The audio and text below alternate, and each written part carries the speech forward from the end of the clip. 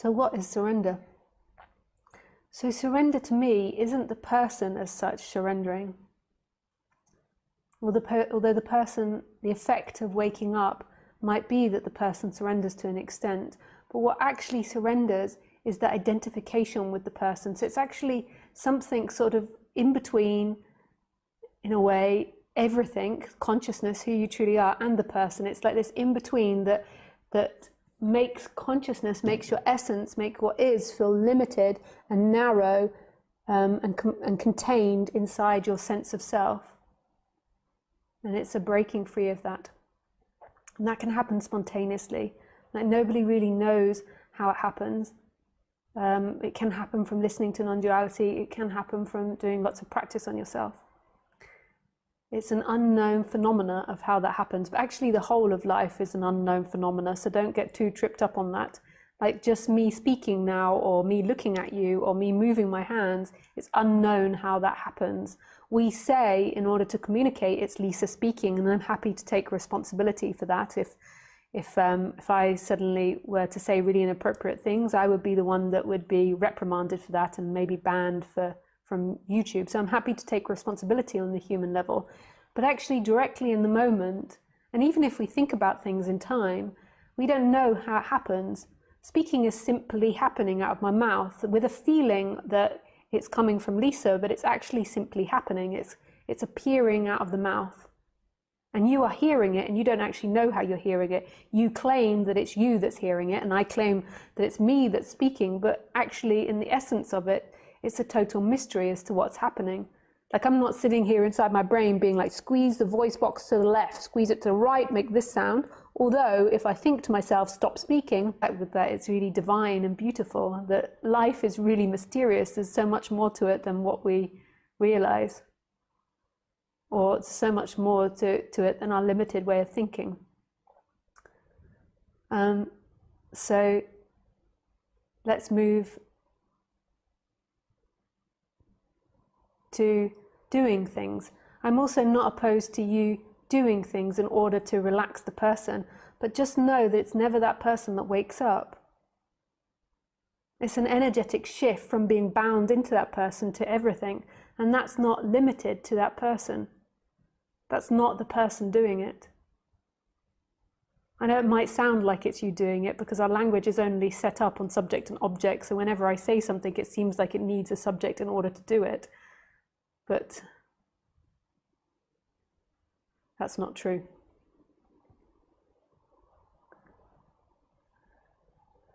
It's such a wonderful subject, this.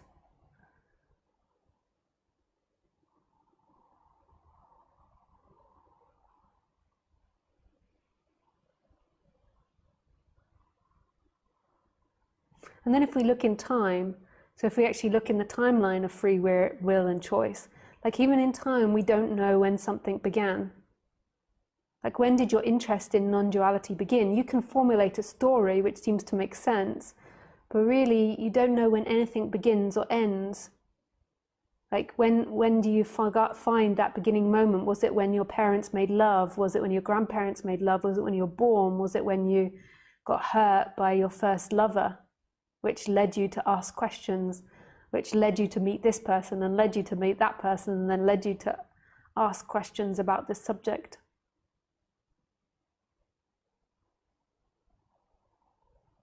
So in these talks, I do two different things now. When I was younger and speaking, I just spoke about non-duality. And I feel like now, over the years, I've become more clear and more able to speak about it. And I distinguish between waking up and this absolute reality, and then the human reality and wise things to do for the human. Not for the human to wake up, because the human doesn't wake up, but to relax the human. And that's always what's happened in non-duality. That's what happened to me, is this relaxation of the personality and the character. And I think that's a very wise thing to do. And the non-duality will happen when it happens, because it's not in your hands. Even doing the other stuff isn't really in your hands, but it appears it is. If I say to you, let's sit in silence for 10 minutes, then it appears as if you can do that. what I find a lot of speakers, and myself included when I first started speaking, is they mix up the relative world, the human world, the personality structure, with the absolute world. And this can be helpful in some ways because it breaks attachment to the person, but it also can be destructive because the person misinterprets this, and the person tries to not be a doer, the person tries to be free, the person tries to not take responsibility or not take guilt or shame or whatever it is, to not be these things. And I think the best way in which to deal with the person is not to deny and want to not be things. I think it's actually to really acknowledge and see the person for what it is. I think what happens in the personal world, not just in non-duality, but in society, is there's a lot of deception, lying, and ignorance around what it is that you want, what it is that you need, where it is that you want to go. And in that, like, lots of messes are made because there's just lack of clarity. And I think there is a way to become more in tune with the body and let the body speak more than the imagined idea of yourself speak, so your identity speak. So this imagined person that you believe yourself to be, that you think's got to be the best person ever and always got to be a success. So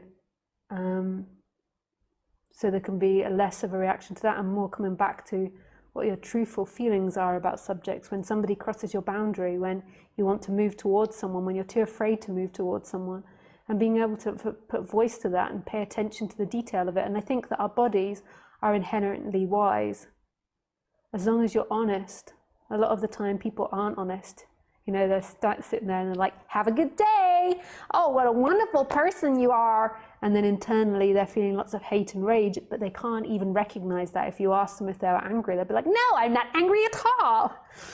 And then somebody doesn't speak to them, or somebody doesn't answer the phone quick enough, you know, and they're on the phone to India for their bank or something, they're like, oh, hello friend, have a nice day. How are you today? And then when no one else is like, no, I'm a very happy person. So I think people are sometimes unconscious about what they think or feel. Just to be